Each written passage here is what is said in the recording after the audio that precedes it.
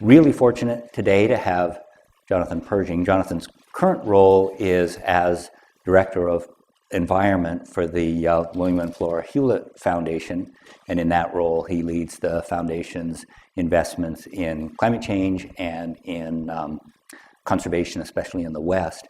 But Jonathan has a really distinguished career. Prior to joining the Hewlett Foundation, he was the Special Envoy for Climate in the State Department that led the negotiations that led to the Paris Agreement, and there's really, no person who's been more involved in the U.S. position on climate change throughout the last several administrations than Jonathan, with a really key role not only in the Paris Agreement, but in the really critical bilaterals with China and other countries that led up to it.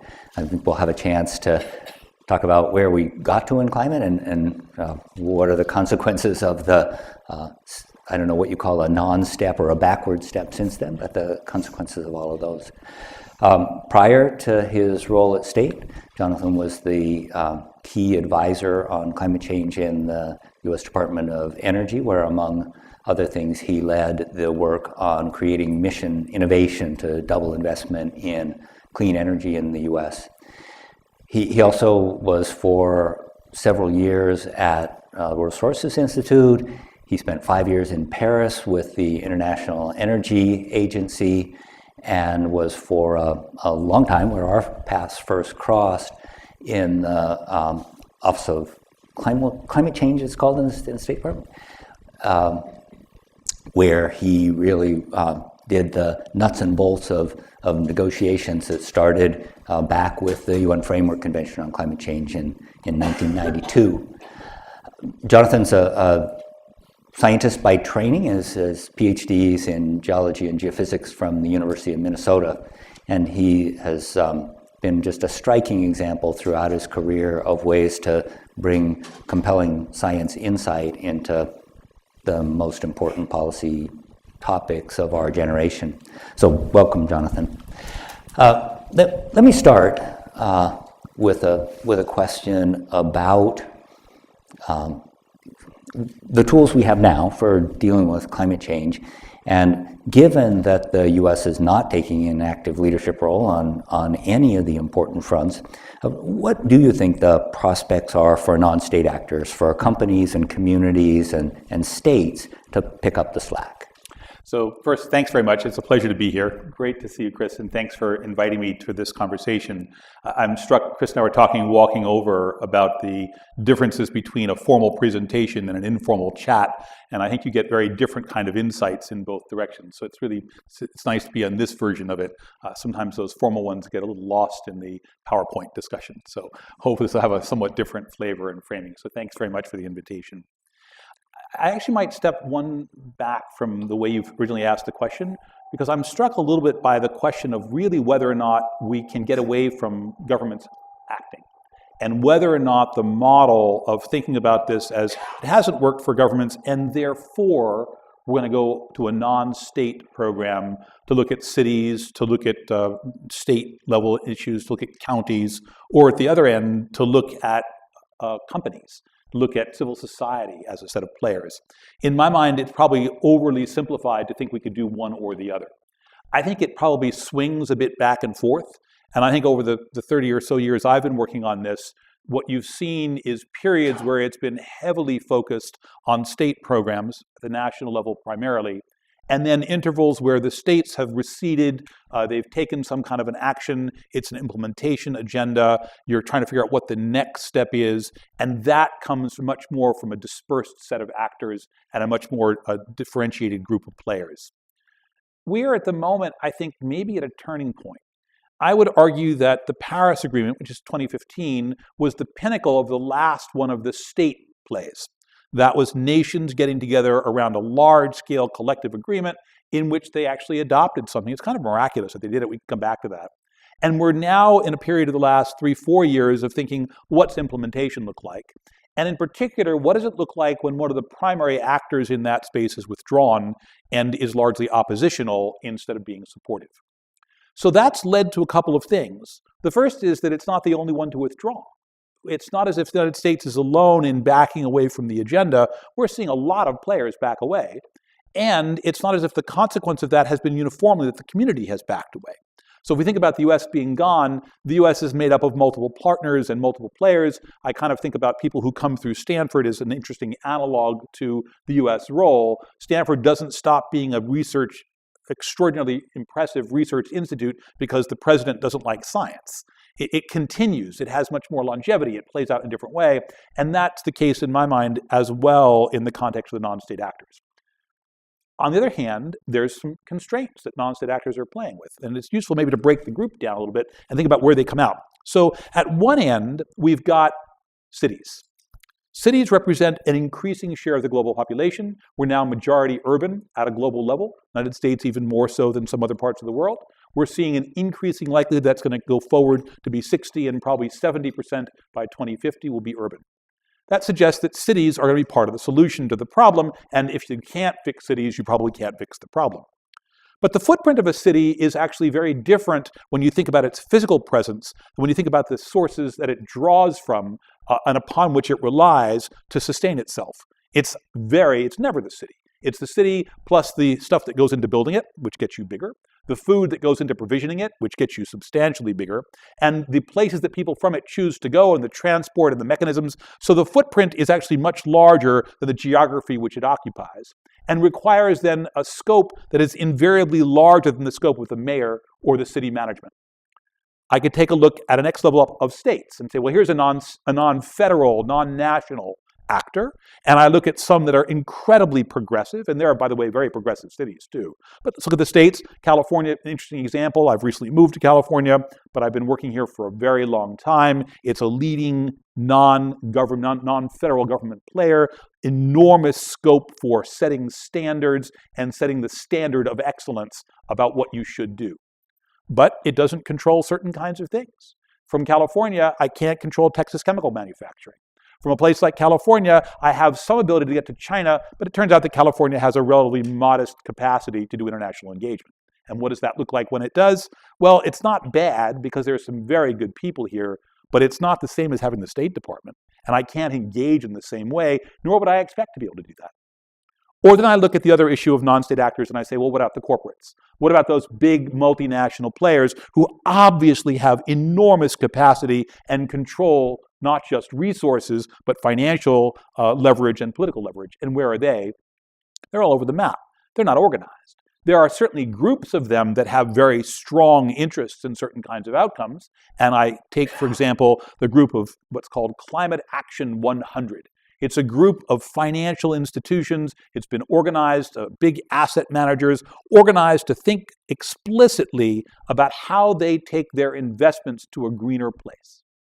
But at the same time, one of the things they've really been pushing for is this task force on financial disclosure, and we've had that coming partly out of a government structure, and we can come back to that as well, but it's a way that you encourage, because it's not required, you encourage companies to report on the risks to which their asset might be exposed from climate change and climate change policy. So we had an interesting presentation from Exxon, which actually filled out and followed the structure of the task force's recommendations. And Exxon concludes that don't worry, under any climate change scenario, it will be fine. There's no risk. Why is there no risk? Because Exxon will always be the least cost provider and will always need some oil. So therefore, it's kind of like the Garrison-Keillor model of Prairie Home Companion, where all the people are above average. Exxon is always above average. So it never has a problem. And I look at this and I say to myself, so here's the corporate dimensions ranging from you can frame things, but you don't have them. I'm kind of in the mode, it takes all the actors. This pendulum is, I think, starting to swing the other direction, and that's pretty interesting. Before I ask the next question, let me just explain for you all how this is going to proceed. You have a sense of what the flavor of the information content is going to be. So the way I'd like to proceed is that I'll ask Jonathan questions for a few minutes, but most of our purpose in being here this afternoon is so that you have a chance to engage directly and you could start thinking of what it is that you want to ask. We'll continue the questions from you until, say, 4:45 or so, when then I hope everybody will join us in the lowest level of this building, or the one level below the ground. I don't know if it's the lowest level or not, for a reception where we can continue the conversation. But John, let me pick up on the point you closed with about beginning to swing back. And you worked really intensively with China and other countries to get them to be on board with what eventually led to the Paris Agreement. And I wonder, what are the factors that have led China, the European countries, Japan to slack off in their commitments? So I think there are a number of things, some about climate and some about the current global political circumstance and some about very particular issues for each country. So I think it's actually instructive to walk through some of the major players and give you a bit of a sense of at least what I'm seeing currently in that context. So let me start with what the US has done, because I think that is certainly one of the big drivers. In my mind, one of the reasons we got the Paris deal was because we had a very, very active level of pressure from the United States, in particular from the president. I think it's one of those things where heads of state respond differently when importuned by another head of state than when importuned by an NGO or by a junior official. So while I've had a long history working in the State Department in the government, when I went as a Deputy Assistant Secretary and talked to somebody in another government, I was talking to my counterpart, and they had some authority, but not a hell of a lot. When the president goes and talks to his or her counterpart, you have a fundamentally different engagement. Well, what's happened over the course of the last couple of years is we went from someone who was engaging and making phone calls and making this a priority for his entire cabinet, because it was a really big deal for almost everybody. John Kerry would go places, and this is where he started his dialogue, not just with China, but with Korea and Japan and Australia and Europe and Thailand. That's not what we have today.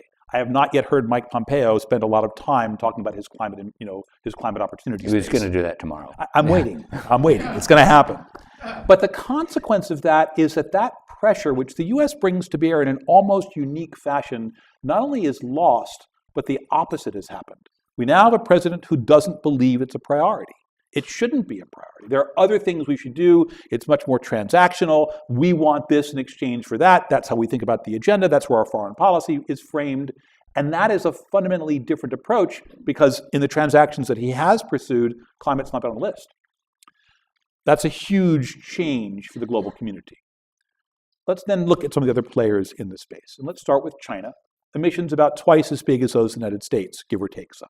And combined, the Chinese emissions combined are as big as the next 5 put together, right? So it is the big player at the moment in the system, and there's no immediate indication that they're about to flip over and that India is going to take over the role of number one. China's number one for a while to come. So what's China doing? Some very interesting things, and China's a very complicated place. I spent a lot of time there. It's a hugely important country. I've been spending time there for many, many years. But they actually have got a pretty interesting plan, and they've stuck with the plan. It was not probably adequate to solve the climate problem. It was done in increments. The next 5 years had a component on intensity, and a component that dealt with renewable energy, and a component that dealt with land use and forestry, and how they would try to do preservation and protection of that space inside the country. And they're on course to meet the objectives that they set for themselves. When we looked at their plan from inside the government when it was first established, we thought that 2 of the 3 items were pretty close to what would have happened anyway. So we thought that the intensity of their economy in terms of carbon emissions per unit of economic output was in fact going to be coming down, and it has come down. We thought that was more or less in the range. They've been a little ahead of where we thought they would be, but it's pretty close. We also thought they would probably deliver on much of their land use discussion, because there have been a series of policies put in place. But at the time China promised it, they also promised a massive increase, particularly in renewable and non-fossil energy. And at the time, it looked unlikely that they would achieve that. So the fact that they made that commitment a number of years ago, this is in the run-up to Paris in 2014 and 2015, was a major, major step forward. And it turns out that China has in fact exceeded that target and is on course to go yet further beyond that target. Now, one thing you could say is that we made a mistake. We should have asked for more. It should have been a more robust demand. But at the time, it looked like an incredibly robust demand. It was vastly larger than anything the US was considering doing. So it was really quite a credible space. That's the upside. The fact that they're following through is the upside. But China is actually reliant on a kind of a compact, as I see it, between their domestic constituency and the government. we will deliver continued steady economic growth and we will remain in power. If we don't, there's a reason to worry about stability in the country. And stability is now being threatened because continued economic growth requires a rate that's on the order of 7 to 9%, and growth is now at probably less than 6. It may be as low as 4. That is not the makings of a stable Chinese structure. It's no longer able to provide the urbanization capacity required. It's not delivering on new jobs for youth coming into the market. And it does not see its way easily to do that, and at the same time continue some of the aggressive policies that it had begun several years ago on some of these new technologies and some of these new drivers. It has not abandoned the approach, but it slowed it down pretty significantly. The level of pressure, the level of intensity around this discussion is lower. Case in point. We actually had a discussion in China not very long ago in which the Chinese hosted one of these big gatherings at which they're very, very good. They organize them very, very well. The whole world shows up, and we all come to this big meeting. And a number of very notable figures are on the podium. People like Pascal Lamy, who many of you may have heard of, who is the former head of the World Trade Organization, Tim Cook from Apple, really senior people, among others, the Chinese vice premier and the Chinese head of the Ministry of Finance and the Chinese head of the energy and agencies and the environment agencies. Every non-Chinese official included in their opening remarks a conversation about climate. It had a paragraph in everybody's opening remarks. Not one Chinese official included such language in their opening remarks. Here's a country that's delivering results, making real change. It entered into the dialogue for all the foreigners. It didn't enter into the dialogue for the Chinese. Fast forward, we then had a Q&A session. Every Chinese official was asked about climate, and they had a long answer.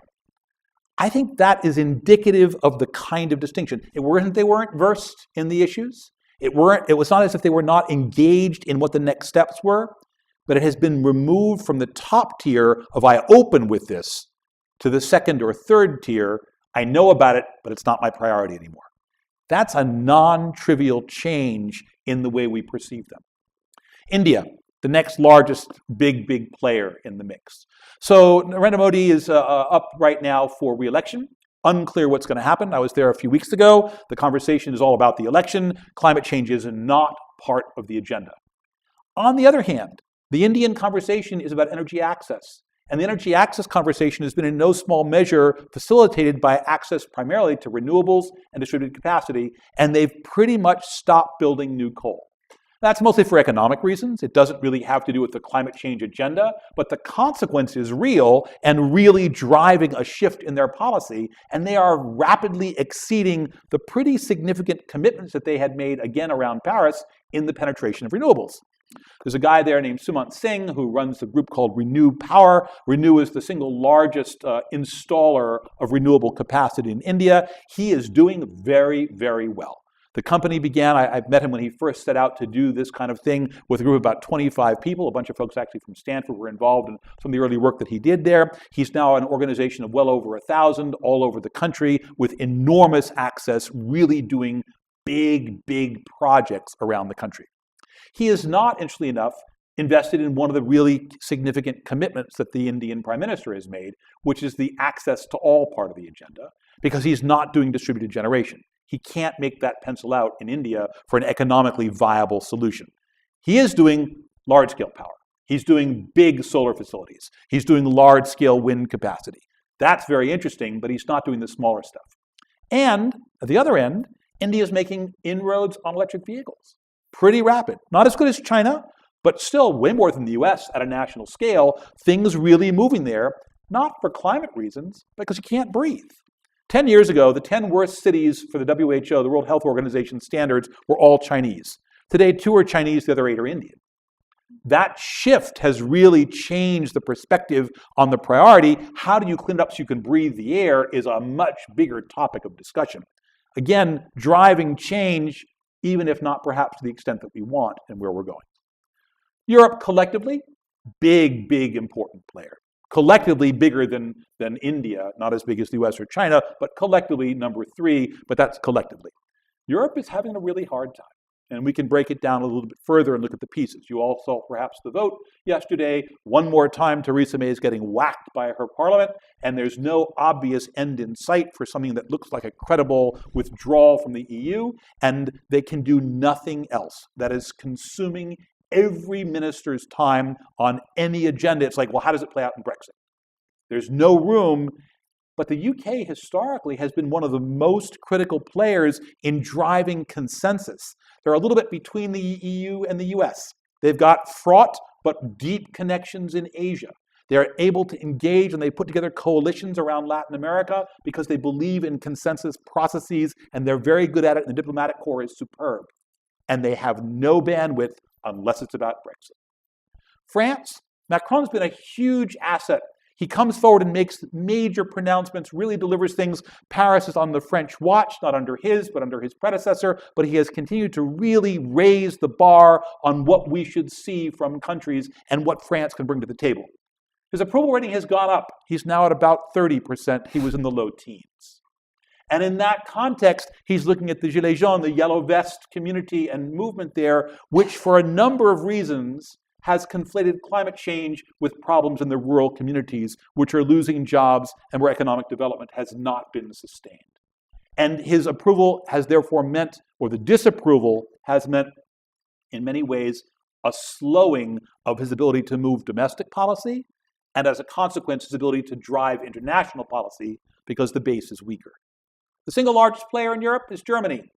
We had an Angela Merkel who was at the center of many of the deals that we did over the years. She turns out to have been the environment minister in 1995 when we actually did the preparations for the Kyoto Protocol. And she did this little shuttle diplomacy exercise where we had a group of players in the developed countries and a group of developing countries, and she went back and forth between the two rooms and did the deal that essentially led to Kyoto.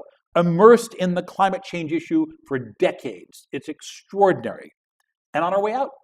And the replacement doesn't exist, and the clarity doesn't exist among the parties in Germany about where they intend to go. And the weight of Europe is so dependent on Germany that the inability of Germany to move really slows things up. And you have the Commission up for an election. Will the Brits be in or out? We don't know. At the moment, it's unclear. They hold some of the most important posts inside the European Council. Unclear what happens. What about the replacement, and what kind of things will they deliver? Well, it's a pause until we have the new folks in. That'll be next year before we know. How does that play out? And then we have this large group of other countries that are mixed. I've listed those 3 or 4 because they're the big players. But there are the others who could be huge, but may not be able to deliver. Where is Canada, a G7 country? A really interesting player. Look at what Trudeau's tried to do. He's put some very interesting policies in place to drive provincial programs at substantial political risk, but he's now gotten huge pushback. Ford gets elected in Ontario. I don't know how much you guys follow Canadian politics, but Ford makes Mr. Trump look like a radical lefty.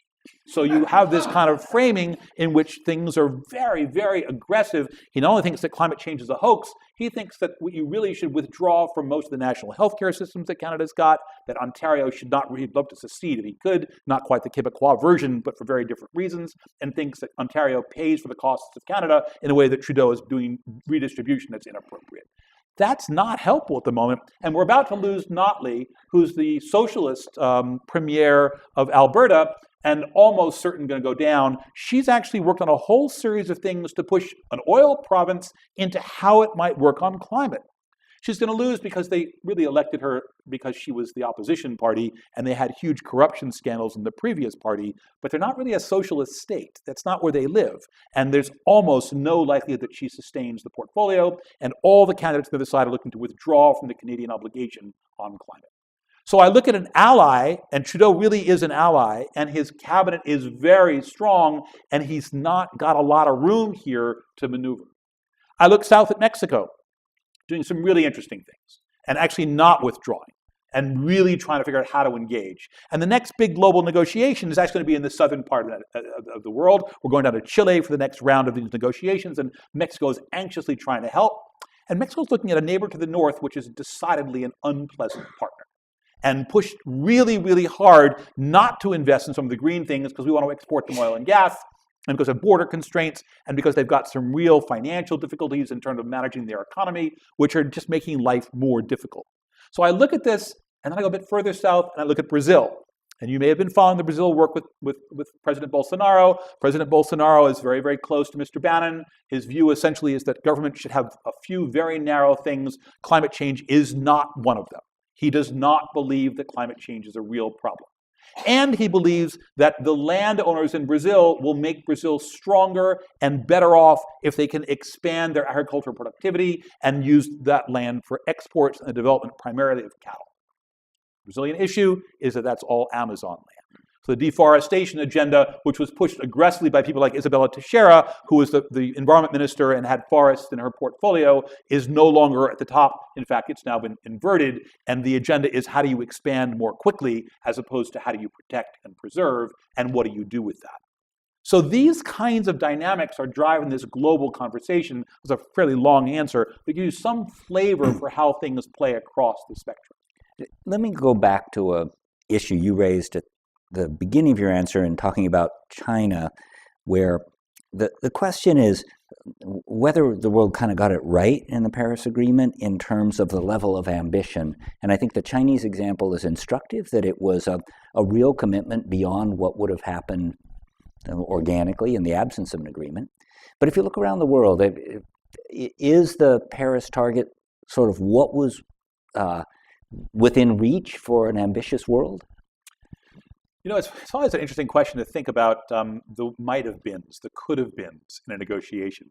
So the kind of, you all heard the slogan, negotiation is the art of the possible. It's like, what's possible? The theory suggests that what you want is the best thing, the best alternative to no outcome. So the alternative is not, I could have had a better deal. The alternative is, if I push a little bit farther, I may get no deal. And so you're always trying to gauge and judge, what more could I get?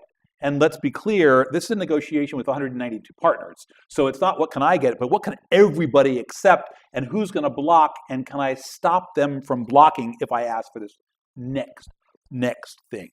So as I look at this, yeah, the deal is actually pretty good. The deal didn't plan to solve the problem. The deal proposed a mechanism through which over time you'd ratchet, you'd amplify, you'd iterate, and over time you'd move down the curve. And it set up a series of requirements. Countries had to report on what they were doing, they had to do something and report on it, and they had to make public the commitments, and we were going to assess that against the global expectation of what adequate progress would look like. So adequate progress was defined. Adequate progress was defined explicitly as less than 2, and if possible, an increase of only 1.5 over in pre-industrial levels. Temperature increases in degrees Celsius over pre-industrial levels. So if we look at that and think about that structure, that's actually not bad. You can't solve the problem in 5 years. Frankly, I personally believe that the Green New Deal with its 10-year horizon is equally implausible, but you can move a long way. You can set yourself up for real change, and I think the agreement did that. But we intended to ratchet. We intended to review. We intended to take policies, see what worked, push ourselves at every increment, and do the next set of things, and that feels softer. That feels less urgent. Not that the science says it's less urgent. If anything, the science went the other way, but the politics have shifted. So where ought we to be? The United States has a commitment of 26 to 28% reduction below the 2005 levels by the year 2025. We ought to be at 40% by 2030 if you think about the global models and what they say to be on more or less a trajectory to get to an 80 or more % reduction by 2050, which is how you want to be more or less on a trajectory for below 2 degrees. These are all kind of rounded numbers, but use them as kind of a way to think about scale and where we are. 26 to 28 by 2025. We are currently on a trajectory to be at best just above 20. So we're short by 5 to 8% in the next few years. And almost all the models today, unless there's pretty aggressive policy, so we might be at 25, I doubt much more than that by 2030, and we should be at 40. 15% is a big number. This is not a small thing. You want a 15% change in your total global national emissions, you act today with the hope that in 15 years it starts to mature. 2030 is 22 years, 21 years away. It's like 19, or 11 years away. Where in 2019, it's not much time, and that's not what we're doing. On the other hand, I look at what states are delivering. I look at what cities are doing. We actually have cities that have promised to be net zero and are working on policies. We actually have states like Hawaii that are trying to do the same kind of thing. We have a 2045 commitment from California trying to identify how we carry that forward. So it's not as if the US is standing still or inactive, and it's built off the framework of this same convention that's driving that agenda. So to me, it's a more nuanced and complicated question. And there isn't anything explicit in the Paris Agreement that provides a mechanism for non-national actors to participate in this ratcheting up of ambition. I wonder if anything is emerging informally or outside the context of the UNFCCC. So that's a great question. It turns out that the structure of the UN is designed around nations. And so therefore there is no legal mechanism for non-national actors to have a formal role in the decision-making process. On the other hand, the informal role is huge and has always been very, very large. And you think about who those players are, and they really range quite widely. So the NGOs that participate and lobby are active partners in a discussion. Everything from designing new ideas and new strategies to being on the ground and haranguing delegates. And having been for a long time in that community, I can tell you get harangued pretty aggressively. So you really interesting dynamics from that constituency. We often think about governments as being the actor. Governments are in some sense goal setters and policy drivers. The actors are often companies and businesses and manufacturing communities who actually have to change practice. Farmers, ranchers, the people on the ground that do things. They're represented also in an interesting way. They have umbrella associations. They're engaged in saying what they could deliver. They often are interested in slowing things down because rapid change is disruptive to a mental model or an economic model of implementation. And there are those often much less powerful who will benefit hugely from the transition, often smaller voices. Incumbents who are being threatened are usually much louder than new entrants who don't yet have political power. That dynamic plays out in a really significant way in this process. But they're also on the scene. They're also engaged. They're also part of the next stage and next step of this process. It's got a series of these partners and players who are really pretty active. At the moment, if you add up what they're doing, they're not doing enough, and they don't compensate for the reduced collective effort from nations. And is especially speaking for the people here who would like to be a part of that community that is putting pressure on all levels of society, from companies up to nations. Are there avenues that you think are available that are not being fully utilized, or are there approaches that could yield more rapid returns? It's interesting to think about. I think it's a great question, and if you guys have answers, maybe during the course of the conversation we can talk about answers that people would think might be real. A lot of people are looking exactly at this question, and so far there are not particularly novel things that people have come up with. So one area that we know and we have worked on for a long time, and this is a collective endeavor, is, well, who do you elect as your leader? Does that person, whether it's at a state level or a city level or a national level, does that person choose to make this a priority? That turns out to be up to us. That's a collective decision that we make, and organizing in that agenda is a real part of the community dialogue. There's a second set of questions. What's the technology going to look like? How do we think about what's driven and what change we might make? So if I look at a room like this, and I look at the mostly CFLs as opposed to LEDs and the lights, I think there's a technology that's waiting to be changed out. We can kind of think about where that goes. That's an individual decision. And I think about what a university and its cohort community delivers, which is opportunity for new technology and spins off ideas. Those are essential. You look at the successes that we've had, and you can make a case that much more of it is a function of technical shift driving the price down, although embedded in a policy environment that stimulated uptake. So I think that those things are real. I think that the question about how do you get individual communities and actors to engage matters, but in a lot of cases doesn't scale well. So if I'm an individual and I look at my footprint, and I'm worried about what I can do, it turns out that the vast majority of things in my life are outside of my control in terms of greenhouse gas emissions. We're here in this lovely space, and the chairs are not things that I got to manufacture, and the rug is not something that I had to be able to make, and my car was made someplace else, and my house has equipment that came from all over the world. I don't control very much of that directly, and my consuming choices are fairly limited in terms of my ability to influence that change. It's not like recycling in that way, where you can make a big difference by collective individual action. I believe personally that it requires much more collective endeavors on the part of constituencies that are larger, governments, collective communities of industry, big multinational endeavors.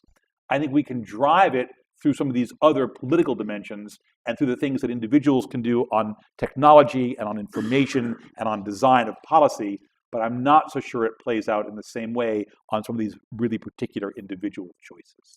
Let me ask about this question of influencing individuals, and you've been in head-to-head negotiations with leading individuals across this space over decades. What have you found are the ways to really make progress where you come into a discussion with fundamentally different ideas about where you want it to end, but have been able to forge agreements? What are the keys to effective negotiation in this kind of issue? I think there are a few. I think one is a straight commitment on the part of one individual explaining their commitment to another individual.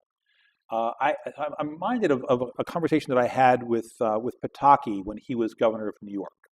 So there were two Republican governors who got together and decided they wanted to do an emissions trading scheme in the East. One was Romney from Massachusetts, and one was Pataki from New York. So here are two really interesting individuals. The question is, what drove these people to want to do that? Pataki's story is really fascinating.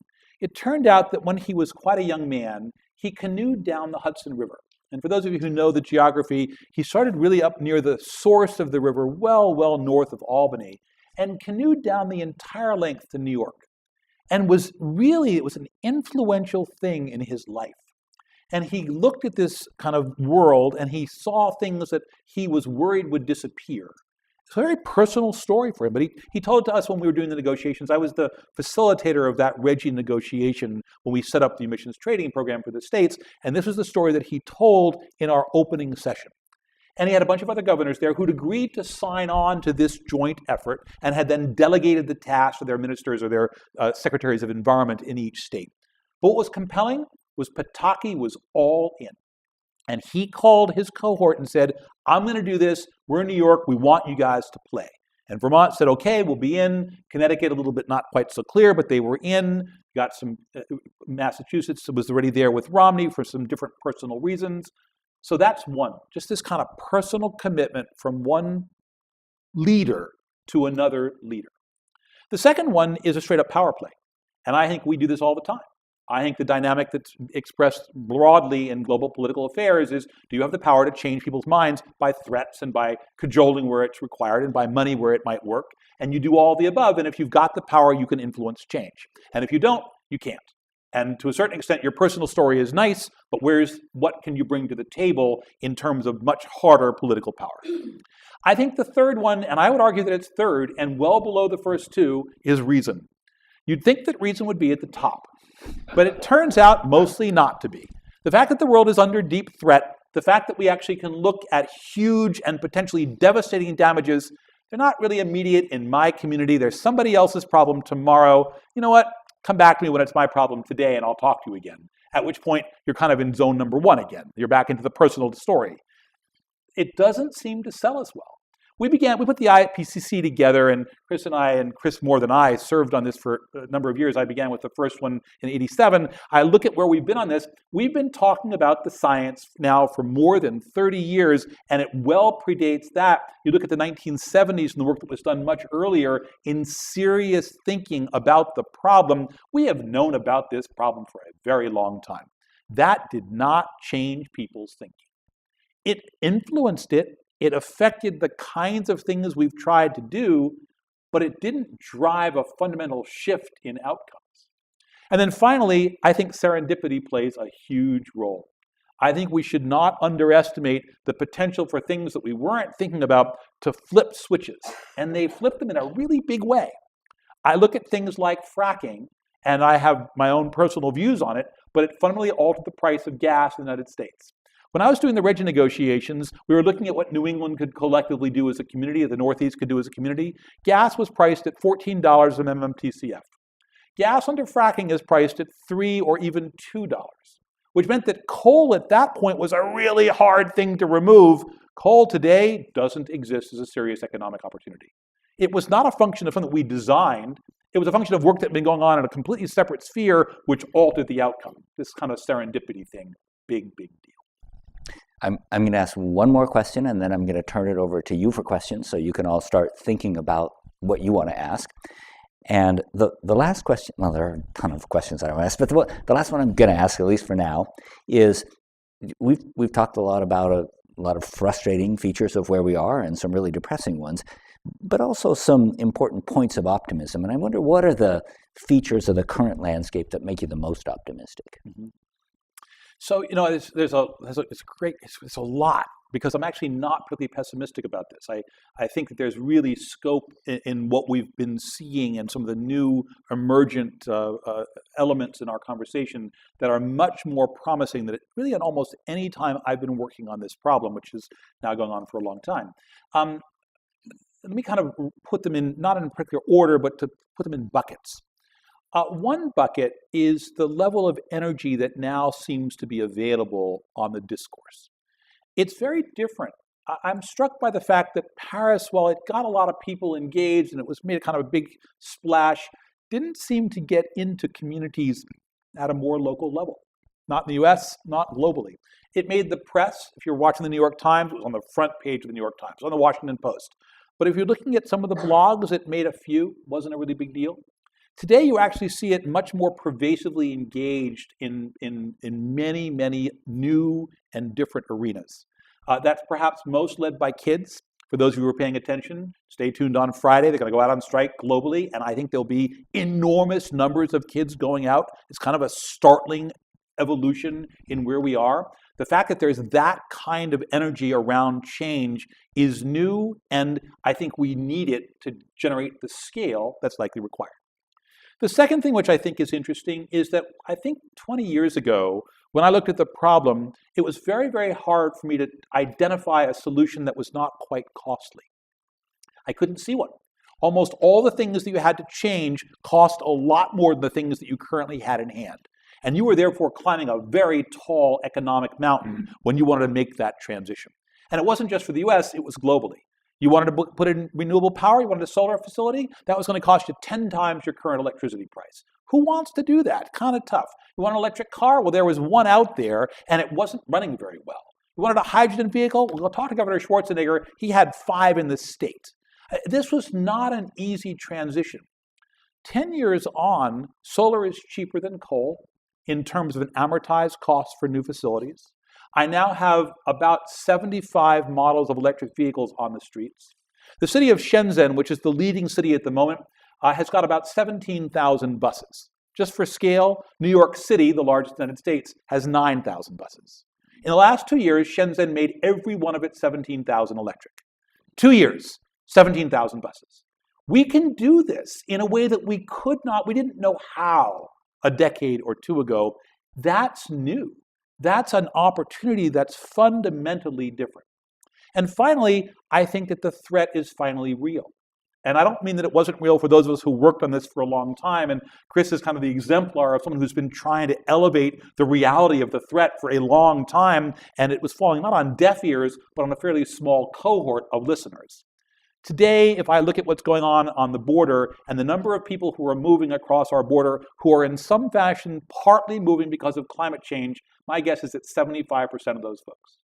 I look at what's going on in the Middle East and I think about the crisis there, and it's partly a function of the change in economic viability because of climate. I had a really interesting conversation when I was doing the envoy's job with the environment minister from Nigeria, who has since moved on to become the Deputy Secretary General of the United Nations, Amina Mohammed. Fabulous, really incredible woman. She started off her career as a community organizer. It was really thinking about where are you in this community space and how do you do things. And she was looking at two communities. And for those of you who kind of are a little bit following the agenda, the Niger Delta is one of the real problem spaces in Nigeria. It's mostly got massive oil capacity and a horrible set of inequities in terms of where the models go. And here's a driver that she perceives is all about climate. If you could fix the climate agenda, you actually might partly fix the Delta problem. And then she went to the northern part of Nigeria. And for those who follow this conversation, that's the epicenter of Boko Haram. And at the time that she was working on this, we had all the students who were kidnapped, all the young girls who were kidnapped. And she looks at this and she does this analysis. They've had 7 years of drought. The crops have all dried up. The young men have gone for work and there was no work to be found. So they joined Boko Haram because it promised them something to do and some place to go. And they were left with the women and the children and no crops back at home. And she drew a direct line, which the science pretty compellingly supports, between the drought and climate change and Boko Haram. I look at these kinds of things and we can begin to see those, and the last several years have brought them much, much more to front of mind. They're no longer tomorrow's problem for our grandchildren in some other country. They're our problem today in our countries. That's new, and that gives me a sense that we may get enough pressure to drive change at the scale we need. Great. Thanks so much. So if you will raise your hand if you want to ask a question and wait for a microphone. We have two expert microphone runners who will identify you. And then if you wouldn't mind, when you do ask a question, just tell us your name. So Roberta, the floor is yours for...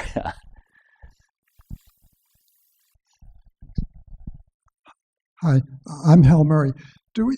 Does the diplomatic community have any background history on projects that are this wide? I mean, I think of, the law of the sea or the Montreal Freon Protocol, but relatively speaking, they're small. No. So for people, kind of the question is like, where is the diplomatic community's history and experience? The answer is we've not tried to do quite this much in this way ever before. It's unique. There's some really interesting analyses written about analogs. I think they're relevant but limited. So let's look at the Montreal Protocol, which is the agreement that was done to deal with the ozone layer. So go back to 1987, and we actually have this quite interesting structure in which countries can agree.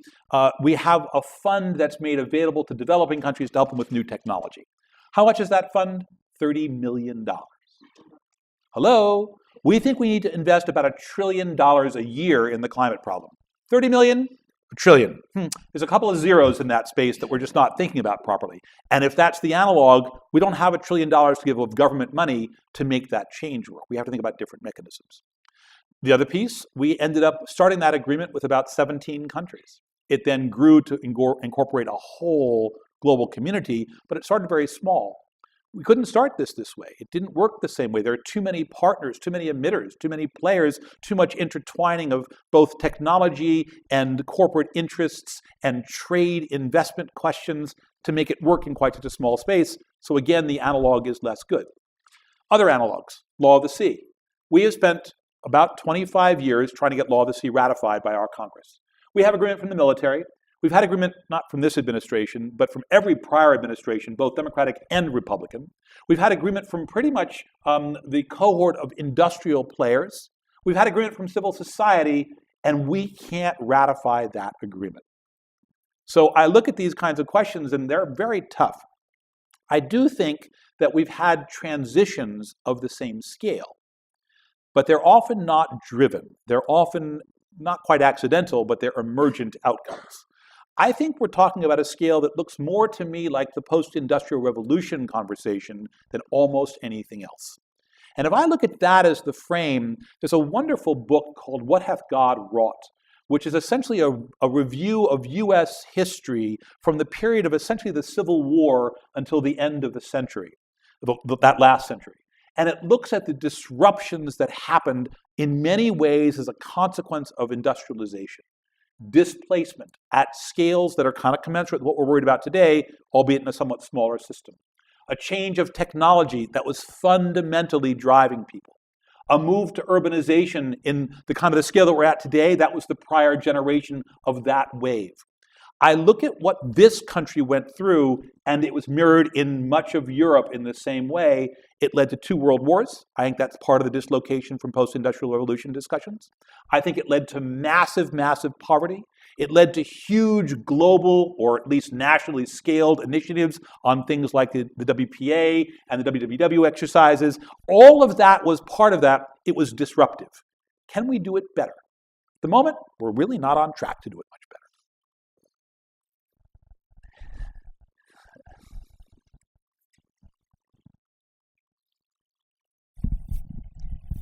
My name is Nona Chariello. In describing what negotiation is and how it works, I don't think you use the word trust. And my question is, or could you comment on what the fallout might be and over what time frame of the U.S. being perceived as unpredictable or untrustworthy? That's a great question. It is used widely in the community, although I believe it's used more explicitly in the academic community describing it than it is in the community doing it. So I think part of it's implicit and then it's made explicit in those who write about it and research it. With that having been said, I think that the sequence is really worth noting.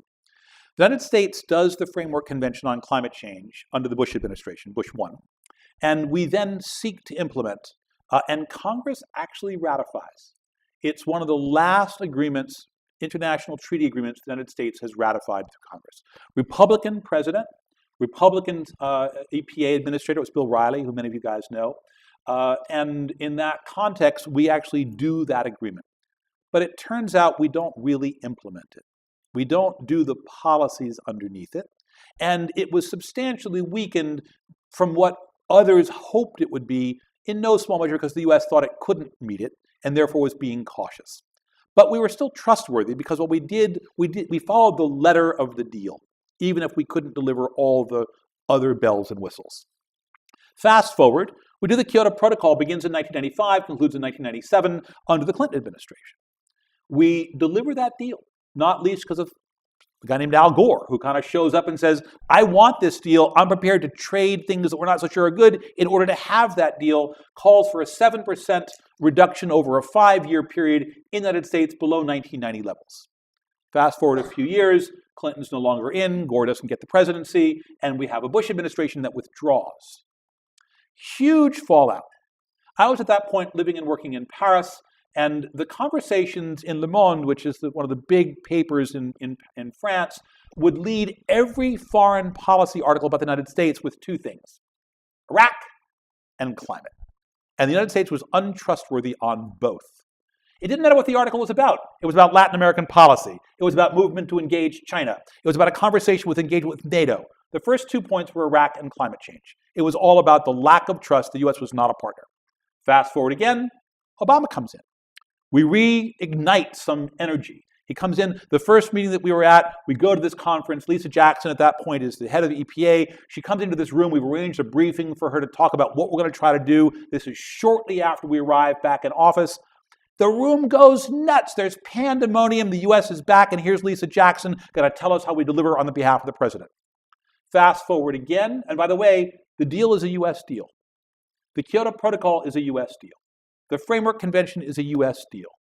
Copenhagen, which is the outcome of that first round of negotiations, which leads ultimately to Paris, is a US deal. The Paris Agreement is a US deal. That's startling by itself.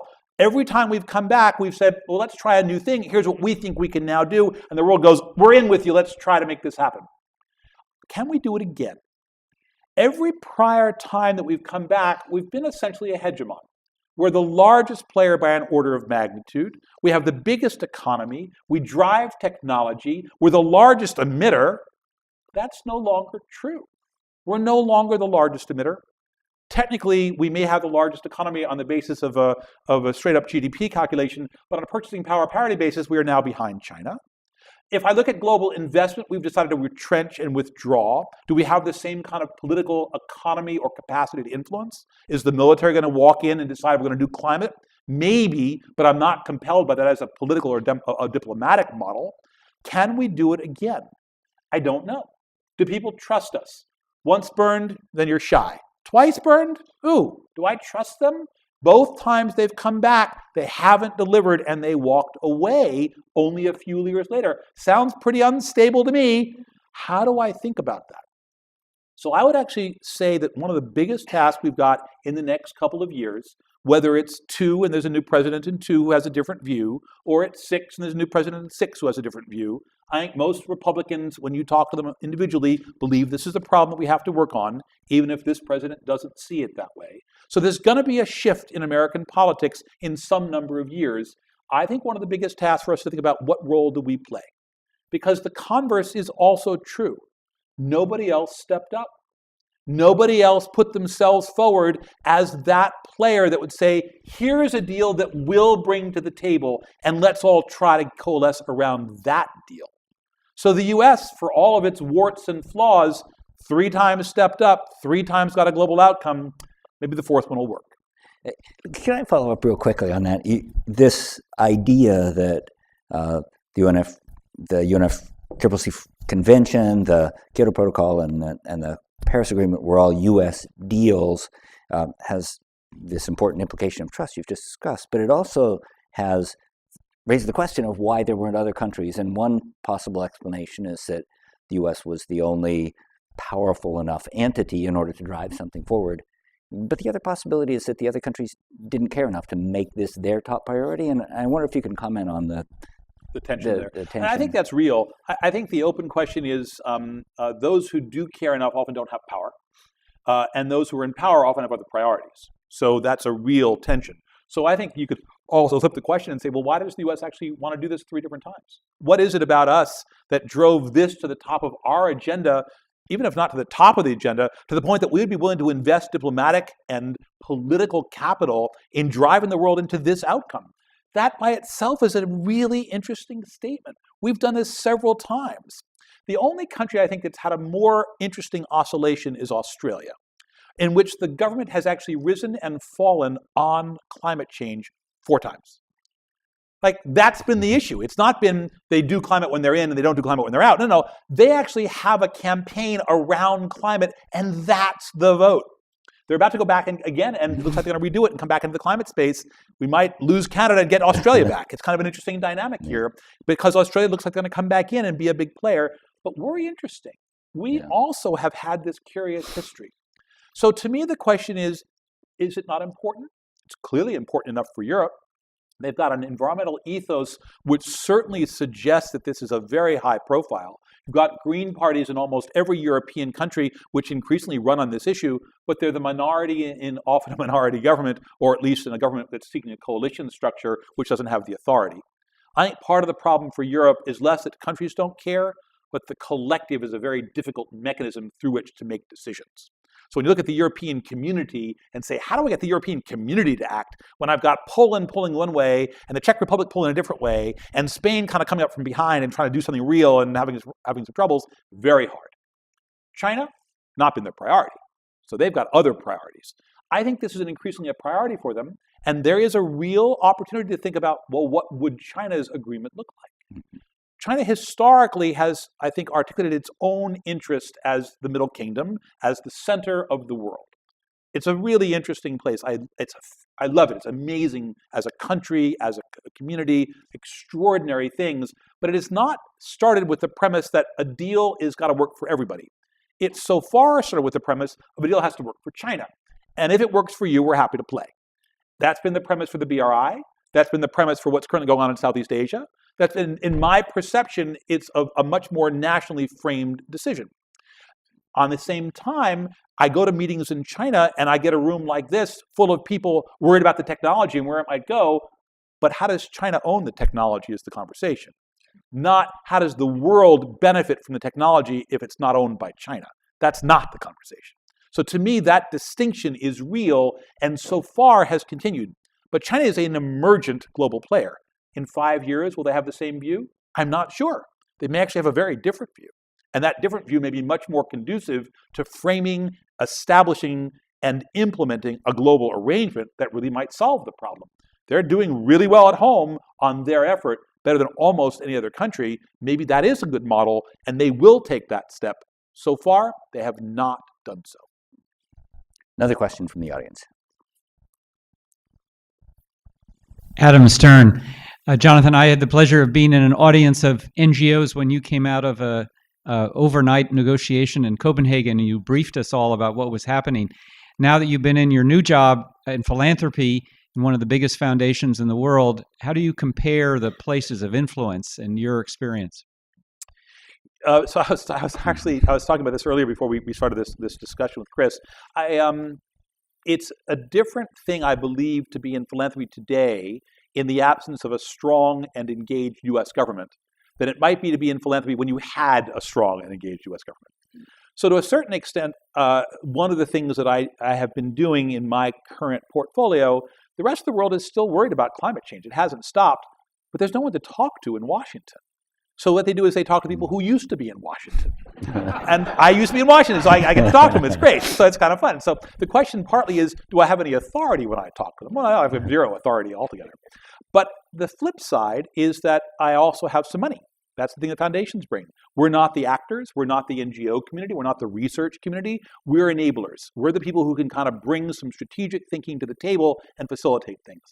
In that sense, it's actually not very different from government. It's a little bit smaller, but it also plays with a different cohort that costs less.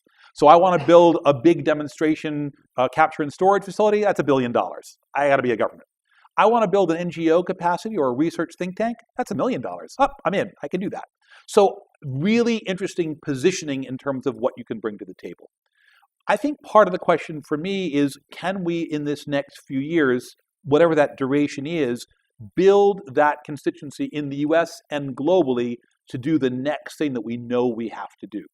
I think philanthropy is part of the current solution, inadequate, but part of the solution.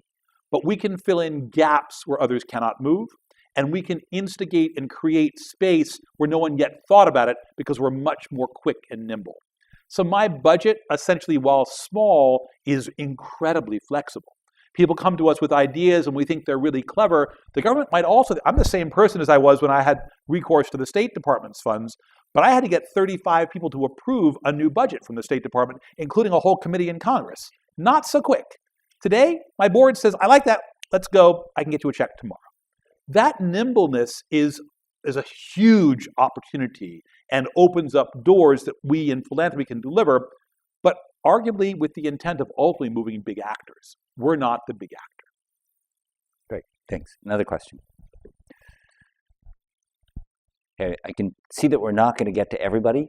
Maybe we'll take, let's take 3 questions and you can answer all 3. Thank you so much for your talk. I'm Julio Herrera, postdoc here. I was wondering if you could talk a little bit more about the challenges and opportunities, going back to Paris, of the monitoring and enforcement of such type of global environmental governance problems. It's okay to take 3? Okay, yeah, thanks so much. Thanks, Scott McLeod. A little bit of an out-of-the-box question. Whether in a Stanford Google-centric world, the mapping of a realistic virtual Earth for atmospheric processes, global change processes, in combination perhaps with a cryptocurrency with blockchain that supersedes the dollar and the euro, MIT Digital Currency Initiative, could be used to shape all 200 countries' climate change behaviors. What's the third question? They're headed in a direction you're. Well, Oh, hi. I'm Terry Nagel, and my question is, what do you do when you're working with large numbers of local residents who are highly motivated to do something about climate change? And you get it that, it's not just about changing light bulbs anymore. So, you talked about getting elected leaders in power who believe in doing something about the problem. And we also sense that there's a need to get all these varied organizations who are working on sustainability issues to work together. But there's also the argument that we should devote our power to getting California to be the best possible example of what you can do when you have renewable energy and people on board, that you can be economically successful as well as, prosperous. So my question is, what do you do with this motivated citizens who want to do something?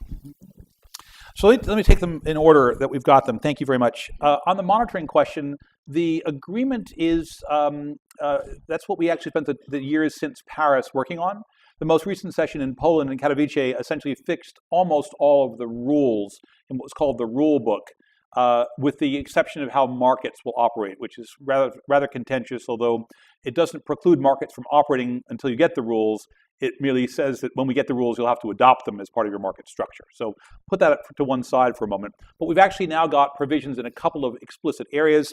So countries now, as under Paris, committed itself to taking an action, committing to a target and delivering on it. And we now have rules for how you report on that and how you report on progress. Is there a consequence for not reporting? No, not really. Public opprobrium, collective shame and censure, but it's not much more than that. But we shouldn't underestimate the power of that in the context of its application by government. It is fascinating to me that even places that are autocratic and authoritarian don't do well with public criticism from their trading partners or their allies. It doesn't go well. And I think we are now in a mode where the delivery against your commitments is beginning to matter to people in their global relationships. It matters in the United States. Let's look back, just as a narrow example, at the second Bush administration. He comes in, he thinks he might work on climate, he's persuaded not to work on climate, ultimately decides not to do Kyoto, withdraws from that process, and then the world goes nuts and says, what the hell is the United States doing? You're the single biggest emitter. We are at risk because of your inaction. And he is actually moved to do something. Not what he had been doing, not what the US had designed around Kyoto, but he establishes this thing called the Major Economies Meeting. He establishes this group called the Asia-Pacific Partnership on Technology and Corporations. He establishes a mechanism for diplomacy to try to go out and talk about what we could do technologically. He makes investments and ramps up the DOE budget on science. Because of that public pressure, at least as much from other countries. We should not underestimate it. It sounds like it might be weak. It is not weak. It has enormous capacity. The second question on the cryptocurrency, I think, is a subset of a much larger question. And I would argue that the question that we're really looking at is what happens in terms of a combination of new tech, not least in the AI space, but broadly around digitization and the collective capacity to change how technology interfaces with our structures. I think a piece of that is in the banking sector. I think a piece of that is in the direct ability to interface with both means of production, not least in the energy space. So as I look at it, I think the answer is that does open up windows. It's still pretty nascent. I don't think we know exactly how that's going to play out. I'm struck by a number of things that will slow it down, as well as by things that will speed it up. I look at the trust question and the ability of governments to regulate, and I think that both slows it down and maybe offers different routes for it. I'm struck by the potential job dislocations that are created by some of that capacity. I think that's going to create government pushback because I think that populations that are dislocated end up protesting. Witness the Yellow Vests, witness Spain. I think about those kinds of dynamics. Witness at the other end, the Green New Deal, which wants to push, but is now getting pushback. We had a statement from Richard Trumka 2 days ago saying he would not support the Green New Deal because of the jobs implications. So I think that that's going to be a framing, and this intersection is going to matter. And at the same time, it's not going to be very slow. It's going to move. It's not going to be something that governments will stop. And the question is how? Will it be opportunities that we seize? Will it end up being more disruptive because we couldn't plan for it adequately? But I think it's coming. I think the structure of two-way flows of electricity and power are one of the nearest and soonest places that it might emerge. I'm struck by a conversation that I was in with IBM when we were looking at our own Hewlett strategy and thinking about what the world might look like in 25 years. And they made the case that a lot of their work was around these kinds of two-way flows of information that were assured through things like blockchain. The third question for me is this residence issue about where people go and how they operate and what they do. I think it's partly a function of which your community is and what potential options you've got. If this is the community we're talking about that we're currently in, this is a unique community. This group has political power of an extraordinary sort. This group brings economic and financial heft that is probably unmatched pretty much anywhere else in the world. This group has technological prowess that probably could be tapped but has not yet been. So that's one dimension of what a community can do. I look at that last piece. So Mark Benioff was one of the speakers that we had at the California Climate Action Summit that was held last September, that was hosted by San Francisco, that Jerry Brown pushed forward. And Benioff, in the context of the meeting, steps up with this new pronouncement. And the pronouncement is not that Salesforce is going to reduce its footprint. No, the announcement is that he's going to use the efforts of the tech community to try to use their technological capacity to drive down global emissions. That is so much bigger than Salesforce's footprint.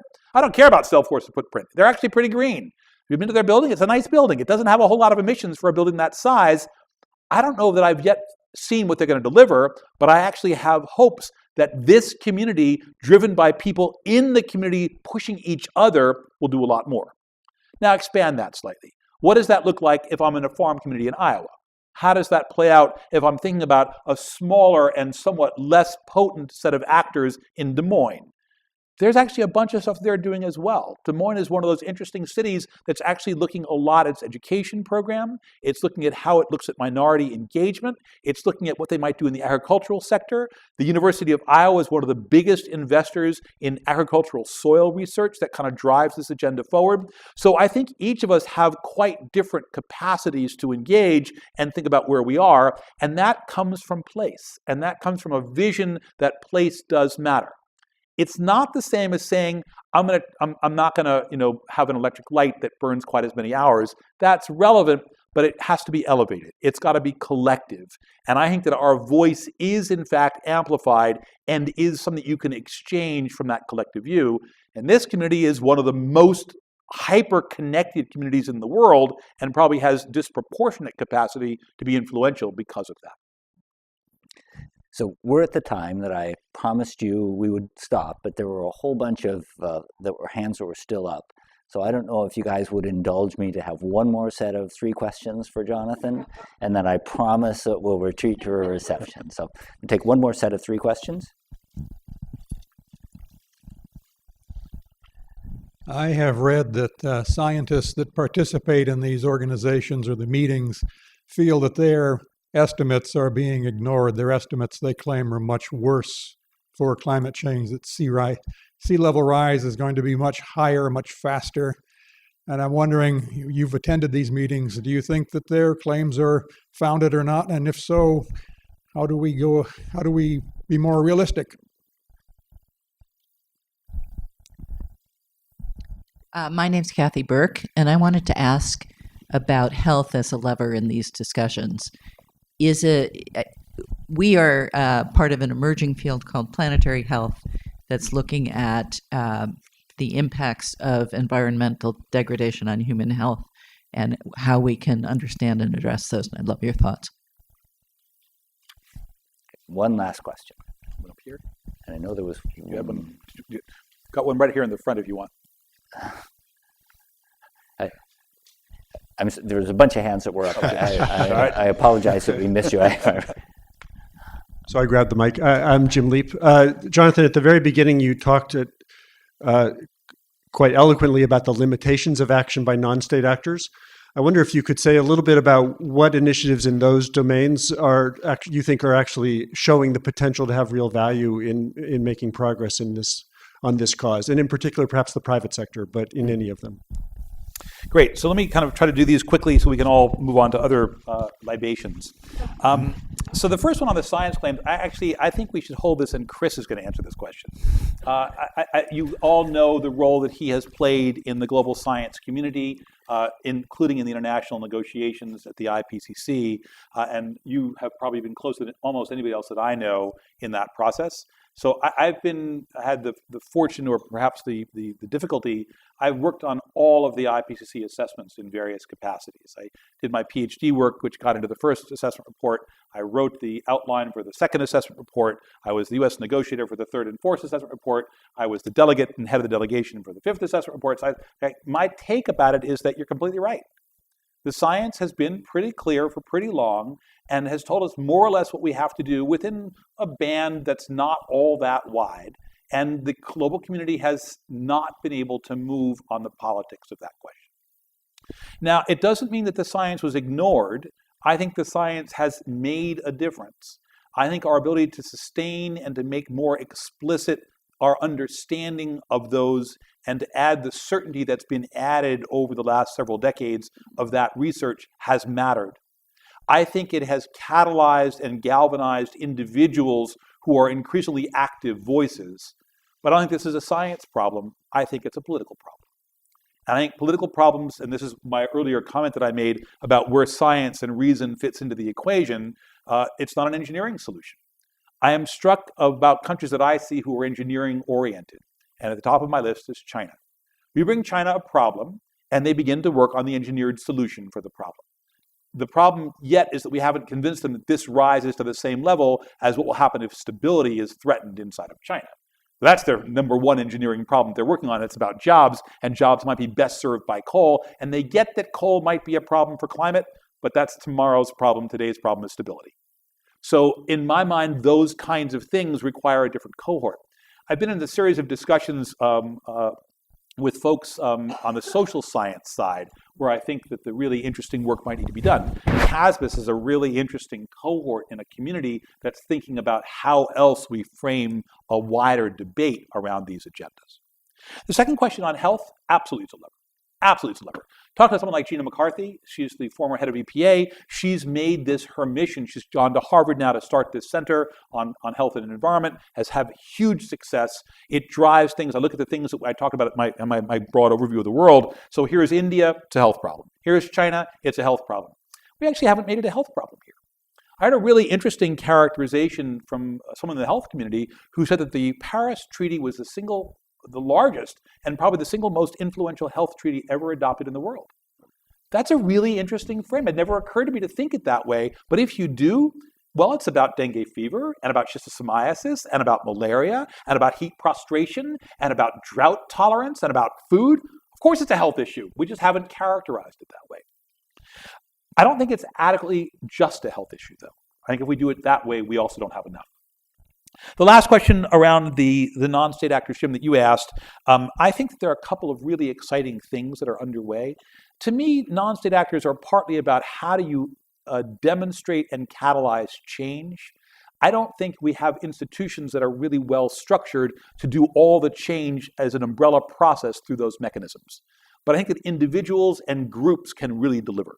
And there are a couple of very, very interesting forays into those new spaces that I'm currently seeing. One of the ones that I find among the most interesting is an idea that you would ban internal combustion engine in cities. And there are a number of cities that are proposing to do that and have proposed to do it within the next 5 to 10 years. So it's not like it's 25 years out, it's tomorrow. And they're big enough, the story that I understand from my colleagues in the auto sector, if I've got about a demand for about 10,000 vehicles, it's enough for a company to build a new production line. I get one big city and I make the ban there, and you think no one wants to drive anymore just because I have the ban? No, they want to drive, just get an electric car. Who's going to make those? How does that play out? Is that catalytic in a way that can change things? Actually, I believe it might be. And there are now 5 cities in a consortium trying to do that, and it includes Paris, and it includes Singapore. Big players, interesting dynamics. The other piece that you asked then is, what about the private sector? What are the spaces there that people might move? And there's a couple of different kinds of dimensions that I see. And I think it's about some of the leading actors in each place demonstrating the art of the possible. And so, for example, at one end, I look at the financial community, and I think about whether or not BlackRock, which is the world's largest holder of assets under management with about $7 trillion of assets, is really going to make a difference. They're certainly big enough. They got my trillions right at their fingertips, but they don't really control it in quite the same way. But the CEO of BlackRock has fairly recently released a series of letters in which he is talking to his community saying, we need to take climate risk into account in how we make our investments. That is really, really big. Very, very few entities in the world, including governments, have leverage over trillions of dollars. Can I get 10 of them? State Street's not far behind. It's a small player compared to BlackRock. It's only got $5 trillion of assets. But how do I think about this? Big players. And then I look at the entire suite of sectors. I had a meeting last week with Iberdrola, big energy player in Spain, big producer of wind. The guy who runs it, Ignacio Galán, really, really interested in where he can drive the agenda, and they are making investments globally and see huge growth potential for his business. Very, very interesting, exemplary, and playing out in driving Spanish policy. and playing out in driving European policy because of Spanish policy. So I see all of these kinds of things as really catalyzing change at scale. Thank you so much, Jonathan, for a wide-ranging and really thought-provoking conversation.